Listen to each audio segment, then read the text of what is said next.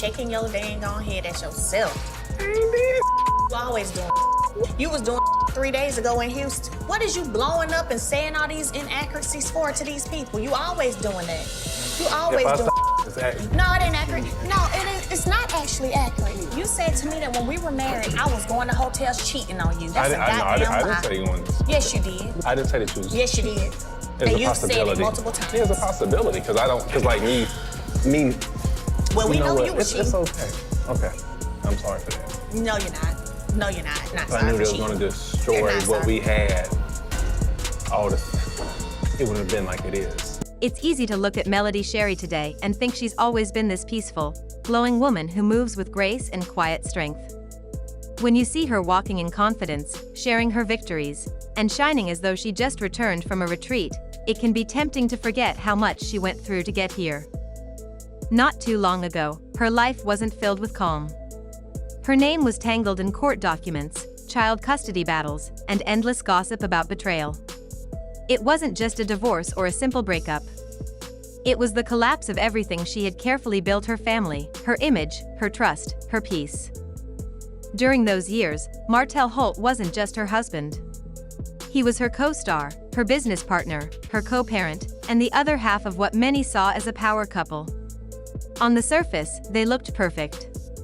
But underneath the polished image was a truth Melody had to face alone for far too long. The truth was Martell wasn't just her husband, he was actively tearing down the very foundation of their marriage from the inside. While people praised their relationship on TV, Martell was making decisions that would not only shatter their marriage but leave scars for years to come. When his betrayal finally became public, Martell tried to spin the story. He acted as though he had stumbled into heartbreak by accident, like tragedy had just shown up on his doorstep. But let's be real, this wasn't some random storm that blew in overnight. Martell spent years lying, cheating, and maintaining a secret relationship that even produced a child outside his marriage. Yet today, he continues to act like the divorce itself was the real tragedy, instead of the choices that made it necessary. When he sits on camera with tears in his eyes, talking about how his mother was devastated by the breakup, it almost feels rehearsed. Beside him sits Miss Marlene, nodding along, agreeing with his version of events, as though there's been some great misunderstanding. But the audience is smarter than that. Their marriage wasn't destroyed by an earthquake. It didn't collapse by chance. It crumbled because Martell chose, every single day, to put selfishness before his vows. He brought that destruction into their home piece by piece, until there was nothing left standing. And as for Miss Marlene, she wasn't an innocent bystander either. She knew what was happening. She knew about Arian Curry.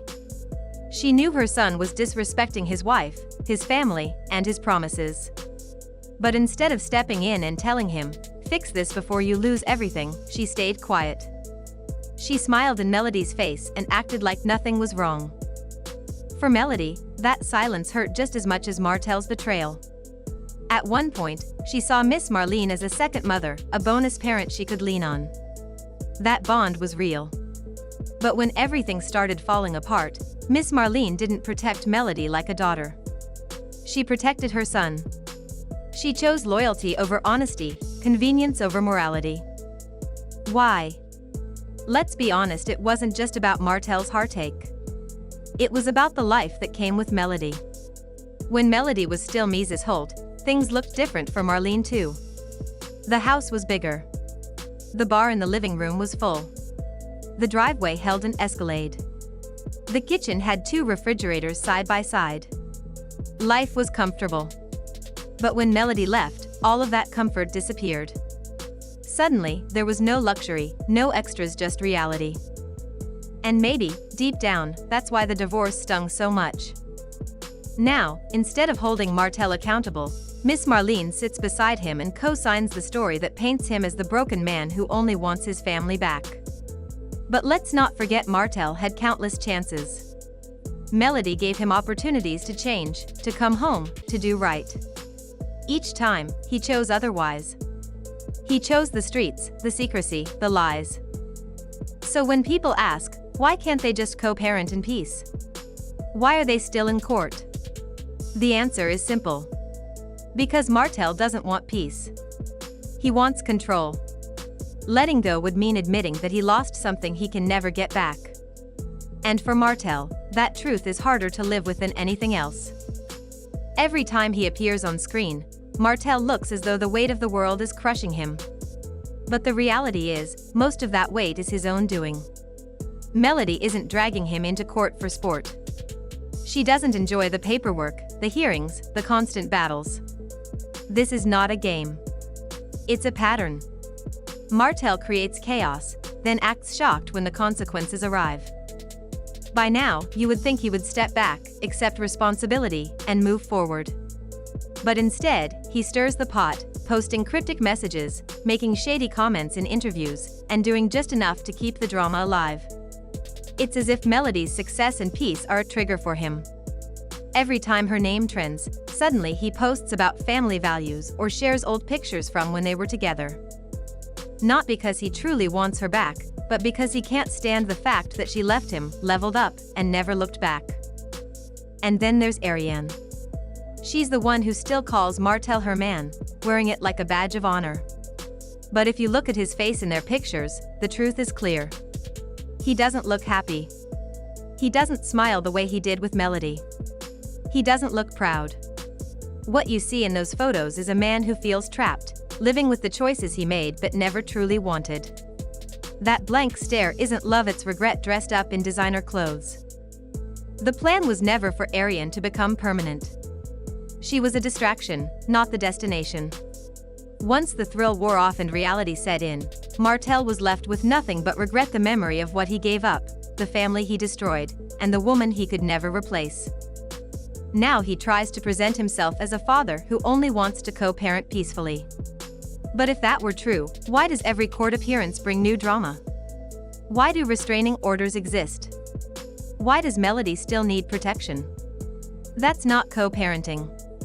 That's a one-sided battle, where only one parent is fighting for peace while the other refuses to let go. Meanwhile, Melody is raising 4 children in the public eye. These kids never asked for their lives to be turned into headlines, yet every time they open social media or hear whispers at school, their family's struggles are right there. Through it all, Melody tries to shield them, to filter the chaos so it doesn't reach their hearts. She does her best to give them normalcy while their father drags her name through the mud. For Melody, healing has never been private. Every smile is picked apart. Every post is analyzed. People wonder why she doesn't say more. But the real question is, why should she have to? She has already lived through the storm. She owes no one explanations. And let's not ignore why Martell keeps bringing up her name. Because without Melody, his story falls flat. He's no longer the misunderstood father or the betrayed husband. He's just a man who lost everything he gambled on. That truth can't be hidden, no matter how many interviews he gives or how many tears he sheds on camera. The most disturbing part is that he still tries to blur the lines between father and antagonist, between co-parent and manipulator. And as producers stir the pot, the storyline keeps shifting. Carlos King knows drama sells, and suddenly the language around Ariane is changing. She's no longer shaded as heavily. The tone is softer, more sympathetic. She's slowly being positioned as a misunderstood woman rather than the villain she once was. This isn't forgiveness, it's strategy. Ariane is the wild card producers keep in their pocket. When things get stale, they know they can pull her into the spotlight to reignite chaos. And Martell is ready for that moment. He's never liked her being painted as the bad guy, because if she's the villain, then he's guilty by association. So now he tries to redeem her image, not out of love, but out of desperation to clean up his own. But the audience isn't blind. They've seen Melody's tears. They've heard her voice crack under the weight of betrayal. They've watched her keep those children steady through every storm. What makes her powerful now is her silence. She doesn't argue online. She doesn't clap back at his interviews. She simply lives. And for Martell, that silence screams louder than any words could. Even cast members like Kimmy Scott are shifting their tone. She isn't messy, but she isn't neutral either. She's carefully playing the game of staying relevant without getting dirty, because everyone knows in reality TV, placement is everything. The truth is, the entire show has changed.